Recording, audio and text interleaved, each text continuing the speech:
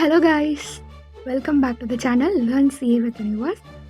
இந்த வீடியோவில் ஃபஸ்ட்டு நான் சொல்ல விரும்புகிறது, இன்றைக்கி நம்ம சேனலோட செகண்ட் இயர் ஸ்டார்ட் ஆகுது.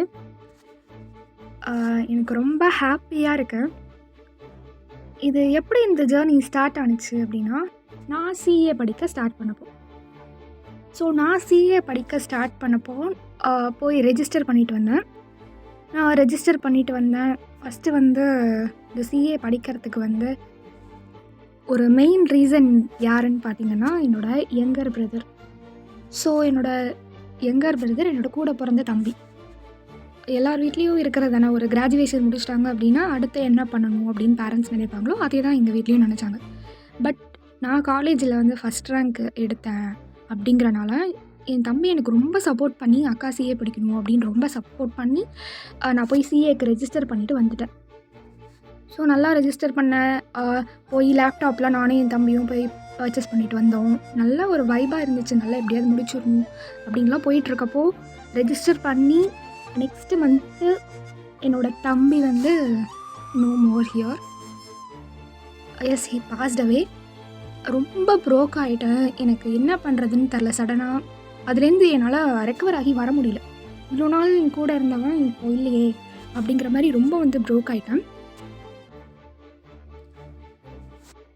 ஆக்சுவலாக அவன் ஃபிசிக்கலாக என்னோடய ஏஜில் வேணால் அவன் என்னோட கம்மியாக இருக்கலாம். பட் மென்டலி எனக்கு ஒரு அண்ணன் மாதிரி ஒரு சப்போர்ட்டிவாக ப்ரொடக்டிவாக இருந்தான். திடீர்னு என்னால் அதை ஏற்றுக்க முடியல. சரி, இப்படியே போயிட்டு இருந்தால் நம்மளுக்கு சரி வராது. நம்ம தம்பி நம்மளுக்கு சப்போர்ட் பண்ணனால நம்ம எவ்வளோ சீக்கிரமாக நம்ம சிஏ முடிக்கிறோமோ அது அவனுக்கு ஒரு கிராட்டிடியூடாக நம்ம காமிக்கலாம் அப்படிங்கிறது நான் என்னோடய மனசுக்குள்ளே வச்சுட்டு என்னோடய சிஏ ஜர்னி ஸ்டார்ட் பண்ணேன். நானும் திரும்ப ரெக்கவர் ஆகி ரொம்ப கஷ்டப்பட்டு ஸ்டார்ட் பண்ணேன் படிக்க. பட் எனக்கு என்ன ஒரு ஷாக் அப்படின்னா, ஏன் யூடியூப் ஓப்பன் பண்ணால் ஒரு வீடியோஸ் கூட சிஏல இருக்கிற சப்ஜெக்ட்ஸ் தமிழில் டீச் பண்ண மாட்டுறாங்க. தமிழில் சிஏ ஒரு சேனலே இல்லையே, ஏன் அப்படின்னு ரொம்ப எனக்கு ஹர்ட் ஆச்சு. ஹிந்தியில் நிறையா இருக்குது. I am not opposing them. நான் ஹிந்தியில் நிறையா இருக்குது, இங்கிலீஷ்லேயும் நிறையா இருக்குது. பட் ஒய் நம்ம நேட்டிவில் ஏன் இல்லை? கரெக்டு தான், ஐசிஐயில் இங்கிலீஷில் எழுதினா தான் நம்மளுக்கு மார்க்கு. பட் கரெக்ட் தான், இங்கிலீஷில் தான் எழுதணும். பட் அது எழுதுறதுக்கு முன்னாடி நம்ம நேட்டிவ் லாங்குவேஜில் அது புரியணும்ல. அது புரிஞ்சால் தானே நம்மளால் இங்கிலீஷ்லேயே எழுத முடியும். அது பேசிக்காக நம்மளுக்கு நம்ம நேட்டிவ் லாங்குவேஜில் படித்து நம்ம நேட்டிவ் லாங்குவேஜில் புரிஞ்சுக்கிட்டா தான் அதை அப்சர்வ் பண்ணி நம்ம இங்கிலீஷில் எழுத முடியும். ஏன் இல்லை நம்மளுக்கு தமிழில் ஏன் இல்லை அப்படின்னு எனக்கு ரொம்ப வெக்ஸ் ஆச்சு. நம்மளால் ஒரு சில கான்செப்ட்ஸ்லாம் அண்டர்ஸ்டாண்ட் பண்ணிக்க முடியுது. இதே ஒரு ஆவரேஜ் ஸ்டூடெண்ட்டாக இல்லை பெலோ ஆவரேஜாக இருக்காங்க அப்படின்னா அவங்களுக்கும் சிஏ கனவு இருக்கும்ல. கண்டிப்பாக ரிலேட்டிவ்ஸ் முன்னாடி நல்லா வரணும் அப்படிங்கிற ஒரு நல்ல ஒரு மென்டாலிட்டி இருக்கும். அவங்களாம் எப்படி கற்றுப்பாங்க? இந்த சிஏ அப்படிங்கிற கோர்ஸ் எல்லாருக்கும் காமன் தானே, டாப்பர்ஸ் மட்டும்தான் படிக்கணும்னு இது ஒரு கையில். அப்போ அவங்களும் லேர்ன் பண்ணிக்கணும் அப்படின்னா எடுத்தோடனே அவங்களால இங்கிலீஷ் வீடியோஸோ இல்லை ஹிந்தி வீடியோஸோ பார்த்தா எப்படி புரியும்? அவங்களுக்கும் இப்படி புவர் பேக்ரவுண்டில் இருப்பாங்க. நிறைய பேருக்கு நெட்வொர்க் கனெக்ஷன் அவ்வளோவா இருக்காது. அங்கேருந்து லாங் ட்ராவல் பண்ணி படிக்கிற மாதிரி இருக்கும். எல்லாருக்குமே ரீச் ஆகிற மாதிரி எப்படி ஏதாவது ஒன்று பண்ணணும் எனக்கு தோணிகிட்டே இருந்துச்சு. பட் ஆனால் நானும் கான்செப்டில் ஸ்ட்ராங்காக இல்லை. அப்போ ஸ்டார்ட் பண்ணேன். நம்ம கான்செப்டில் ஸ்ட்ராங்காக ஆகணும், நம்ம ஃபுல்லாக மாஸ்டர் பண்ணணும். மாஸ்டர் பண்ணிவிட்டு நம்மளை மாதிரி கஷ்டப்படுற நிறைய பேருக்கு இது யூஸ்ஃபுல்லாக இருக்கணும் அப்படின்னு நான் முடிவு பண்ணேன். நான் அப்படி முடிவு பண்ணி இந்த சேனலை 27th March last year start பண்ணேன். எனக்கு யூனிவர்ஸில் ரொம்ப பிலீஃப் அது மேலே. நம்மளுடைய எஃபர்ட்ஸு நம்மளுக்கு எதாவது கிடைக்கணும், நான் டக்குன்னெலாம் எடுத்து உடனே கொடுத்துடாது. நம்மளுடைய எஃபர்ட்ஸ் அங்கே பேசணும். நம்ம எஃபர்ட்ஸை யூனிவர்ஸ் பார்க்கணும். நம்ம எவ்வளோ கன்சிஸ்டண்ட்டாக இருக்கும் அப்படிங்கிறத யூனிவர்ஸ் பார்க்கணும். அப்போ தான் அது கொடுக்கும். நம்மளுக்கு ஏதாவது வேணும்னா நம்ம அதுக்கு ஒரு ட்ரஸ்ட்டு கொடுத்தா தான் நம்மளுக்கு அது கிடைக்கும். அதே மாதிரி தான். அதனால் நம்ம அதே டைட்டிலாக வைக்கலாமே அப்படின்னு சொல்லி தான் நான் அந்த சேனலை ஸ்டார்ட் பண்ணேன். எல்லாருக்கும் யூஸ்ஃபுல்லாக இருக்கணும் அப்படிங்கிறனால. ஓகேவா? இப்படியே போச்சு. ஸ்டார்டிங்கில் எப்படி நான் ஸ்டார்ட் பண்ணேன், என்னோடய யங் லிட்டில் ஹார்ட்டை நான் மிஸ் பண்ணி அதுலேருந்து ரெக்கவர் ஆகி அதுக்கப்புறம் படிக்க ஸ்டார்ட் பண்ணி அதுக்கப்புறம் எல்லாத்தையும் ஒன்ஸ் மாஸ்டர் பண்ணதுக்கப்புறம் ஒரு சேனலை ஸ்டார்ட் பண்ணி என்ன தான் நான் ஸ்டார்டிங்கில் என்னோடய லிட்டில் ஹார்ட்டை நான் மிஸ் பண்ணாலும் இப்போது நான் ஒரு நாளும் நம்மளுடைய கமெண்ட் செக்ஷன்ஸ் படிக்கிறப்போ நான் நிறையா லிட்டில் ஹார்ட்ஸை ஓன் பண்ணியிருக்கேன் அப்படிங்கிறத நான் புரிஞ்சுக்கிட்டேன். ஸோ அவ்வளோ சப்போர்ட், அவ்வளோ கமெண்ட்ஸ் பாசிட்டிவாக இருக்கும். அவ்வளோ பேர் அக்கா அக்கா அக்கான்னு கூப்பிடுறப்போ எனக்கு ரொம்ப ஹாப்பியாக இருக்கும். So I fell that I'm not alone. So நம்ம வந்து தனியாக இல்லை, நம்மளுக்கு இவ்வளோ பிரதர்ஸ், இவ்வளோ சிஸ்டர்ஸ், இவ்வளோ ஃப்ரெண்ட்ஸ் இருக்காங்க. ஸோ இவ்வளோ பேர் நம்மளை சப்போர்ட் பண்ணுறாங்க. இவங்களுக்கு நம்ம கண்டினியூவாக ஏதாவது வந்து பண்ணிக்கிட்டே இருக்கணும் அப்படிங்கிறதே எனக்கு தோணுச்சு.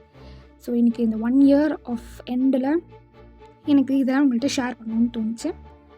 ஸோ கொஞ்சம் எமோஷ்னலாக பேசிட்டணும்.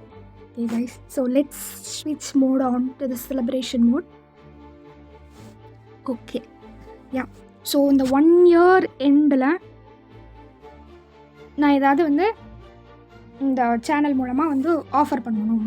எப்படின்னா எல்லாருக்கும் இது வந்து பிடிக்கணும், அதே சமயம் வந்து எஃபர்ட்டாக ஒரு மாதிரி ஹார்ட் ஒர்க்காக ஹெவியாக ஃபீல் ஆகக்கூடாது, அப்படியே என்டர்டெயின்டாக இருக்கணும், அதே சமயம் நம்ம லேர்னும் பண்ணணும் அப்படிங்கிறனால ஒரு விஷயம் யோசித்தேன். அப்போது எனக்கு தோணுன ஒரு விஷயம் தான் என்ன அப்படின்னா,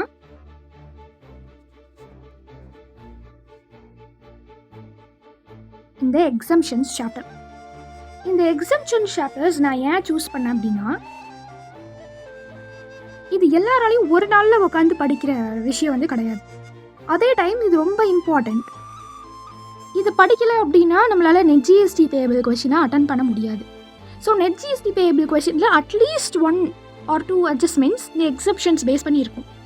ஸோ இதில் மட்டுமா தனியாக கூட எக்ஸம்ஷன்ஸ் கொஷின் வரும் 5 மார்க்ஸ்க்கு.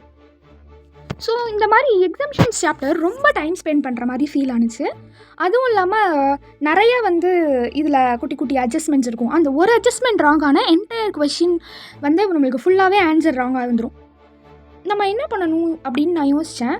ஸோ அதுக்காக என்ன பண்ணேன் அப்படின்னா, ஒரு செக்டாருக்கும் ஒரு ஆக்டர் சூஸ் பண்ணேன், ஒரு பாப்புலர் ஸ்டார் சூஸ் பண்ணேன். ஸோ அவங்க நடித்த ஃபிலிமாக இருக்கலாம். ஸோ அந்த ஆக்டர், அந்த ஸ்டார் நான் சொன்னோன்னே உங்களுக்கு அந்த மூவி உங்களுக்கு ஞாபகம் வரும். ஸோ அந்த மாதிரி ஒரு செக்டாருக்கும் ஒரு ஃபிலிம், ஒரு பாப்புலர் ஸ்டார் வந்து நான் யூஸ் பண்ணேன். ஸோ யூஸ் பண்ணி ஒரு செக்டாருக்கும் நான் என்ன பண்ணேன் அப்படின்னா, அவங்கள வச்சே நம்ம அதில் படிக்கிற மாதிரி, அதில் இருக்க கண்டென்ட்லாம் படிக்கிற மாதிரி நான் க்ரியேட் பண்ணேன்.